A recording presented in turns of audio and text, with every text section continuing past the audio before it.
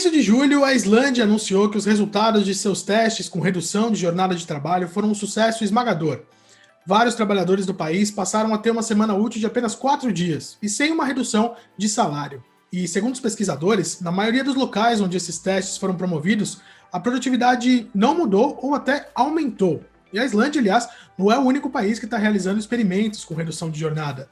A Nova Zelândia, a Espanha e até o Japão também já realizaram testes similares. E aqui no Brasil, o debate sobre a redução de jornada de trabalho também já está acontecendo. Várias empresas, principalmente por conta da pandemia da Covid-19, adotaram, por exemplo, o meio período na sexta-feira, como forma de cuidar da saúde mental de seus colaboradores. E a jornada de trabalho de 4 dias úteis também já é uma realidade. A gente começou com esse modelo de 4 dias por semana. Logo no início, na primeira contratação, já foi feita nesse formato, aqui na Crowley. E ela foi feita, na verdade, por vários motivos, né? O primeiro motivo, que eu acho que é o mais importante, o mais relevante, disparado, seria a questão humana da coisa realmente, né? A gente acredita que a jornada de 40 horas por semana, especialmente para algumas atividades, como, por exemplo, atividades intelectuais, de engenharia e coisas assim, elas geram uma estafa que a gente não consegue recuperar durante o final de semana. Então, especialmente na área de tecnologia, o pessoal termina de trabalhar na sexta-feira, às 18 horas, por exemplo, ninguém consegue descansar adequadamente durante 48 horas e voltar regenerado na segunda-feira. Todo mundo continua preocupado com prazo, existe sempre uma preocupação latente no fundo da cabeça, né? O outro motivador, né, que é um motivador que eu vou chamar de um motivador egoísta aí, que é a parte administrativa, é o seguinte: nós somos uma empresa pequena de tecnologia e a gente está inserido num contexto em que muitas empresas grandes, multinacionais, empresas que têm muito capital, elas estão brigando sempre pelos melhores talentos. Então, a gente precisa de um diferencial. E a gente realmente não tem o capital, o mesmo capital que a Google tem, que outras empresas imensas do mercado já têm, que já estão estabelecidas. Então, a gente pensou como que a gente pode melhorar, trazer um diferencial interessante para poder melhorar o interesse dos nossos candidatos aqui na empresa. E a gente hoje tem salário competitivo, a gente tem os benefícios padrão, né? Vale refeição, alimentação, a gente tem plano de saúde, enfim. E a gente decidiu incluir aí também, em cima disso daí, o final de semana de 3 dias. A gente vê, né, como que fica a empolgação de todo mundo quando cai um feriado na sexta-feira. E a gente falou, cara, então aqui na empresa toda sexta-feira vai ser feriado, então a gente decidiu dar isso como benefício.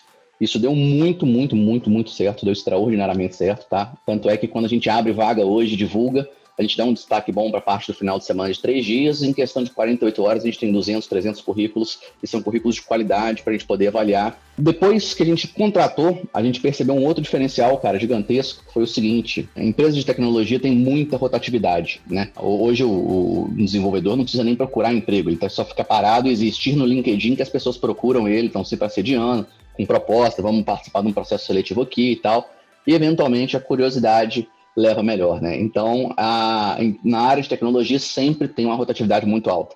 Aqui na empresa nós não temos rotatividade praticamente nenhuma. Nos últimos 2 anos nós tivemos acho que 2 pedidos de demissão só. Nós temos funcionários, o primeiro funcionário que nós contratamos está com a gente até hoje, o pessoal realmente fica bastante tempo aqui na empresa, e isso tem funcionado meio que colateralmente como uma política de retenção de talentos também, né? A gente consegue contratar e reter o pessoal, além de contratar mais fácil, a gente consegue reter também, até porque eu acho que depois que o pessoal costuma trabalhar 4 dias na semana, pensar em voltar a trabalhar na sexta-feira deve doer um pouco, entendeu? Quando as organizações elas partem para considerar essa flexibilização de hora de trabalho, a gente sempre traz alguns pontos que parecem óbvios, mas são super importantes elas pensarem. Primeiro, qual que vai ser meu público-alvo? Né?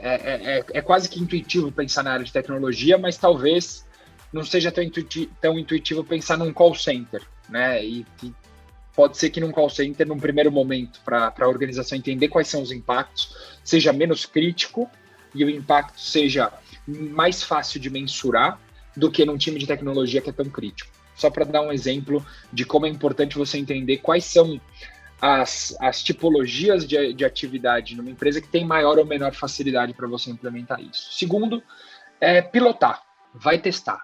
Não vai de cara para esse modelo, porque pode ter colaborador, como eu disse antes, Rafa, pode ter gente que não se sente à vontade com uma redução, pode ter um impacto, ao contrário, psicologicamente negativo na organização. Então, acho que isso também é importante. Terceiro, escute seus colaboradores, faz pesquisa, vai entender, pede para RH ser um pouco mais ativo durante o momento, durante essa implementação.